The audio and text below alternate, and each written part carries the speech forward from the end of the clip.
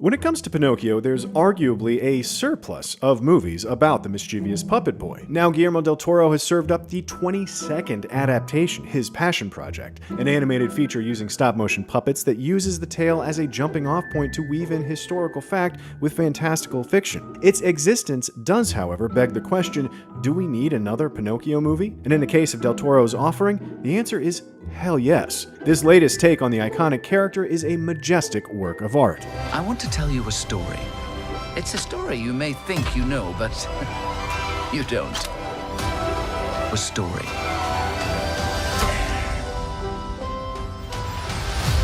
of the wooden boy. Animation studio McKinnon and Saunders has brought to life gorgeous, eye-popping, textured puppets whose dynamic personalities have been carved into every groove, limb, and feature. You can see the dirt under Geppetto's nails and the tiredness around his eyes from his decades-long career of carpentry in a small hillside town in Italy. He's become a sad and lonely drunk after the death of his charming son Carlo during the Great War, a relationship the story spends joyous time with early on to emphasize just how profound a loss it is. He fashions a wooden stand-in for his lost boy like a mad scientist during a drunken stupor, and the result is rather rough around the edges. But when Tilda Swinton's feathered wood sprite gives it life and names it Pinocchio, his slapdash body matches his haphazard outlook on life.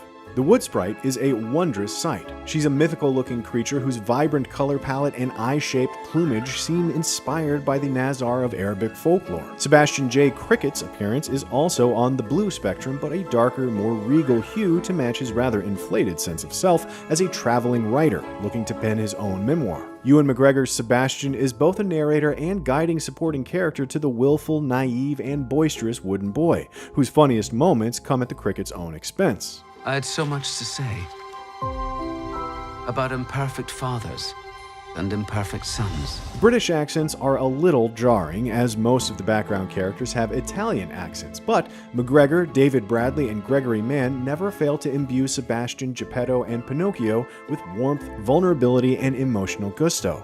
Mann especially during some sensational singing scenes. His high-pitched musical theater range has a lovely husk to it when performing catchy songs that use thematically suited wood instruments. The story hits lots of the same beats as previous retellings. Christoph Waltz's opportunistic carnival showman Count Volpo tricks Pinocchio into leading his roadshow, forcing Geppetto on a rescue mission and in turn needing rescuing from a massive sea creature. Waltz knows all too well how to seamlessly switch this antagonist between sweetness and malice. This is by no means a sanitized version of the story, and its anti-fascist messaging is pretty timely. Set predominantly during the 1930s when Mussolini's regime infected the furthest reaches of Italy, various citizens live in quiet fear. Podesta is the fascist enforcer in Geppetto's town and voiced with spine-tingling menace by Ron Perlman. He introduces the other dysfunctional father-son relationship in a story about grief, love, and accepting each other for who we are rather than rejecting each other for who we are not. I'm a real boy!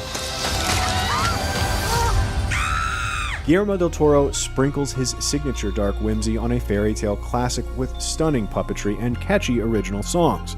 Filled with heart, humor, and historical grounding, it's a phenomenal feat of animated cinema. For yet another take on the famous wooden boy, check out what we thought of Robert Zemeckis' Pinocchio, and for everything else, stick with IGN. You may have no strings, but I control you. Please bring him back to me.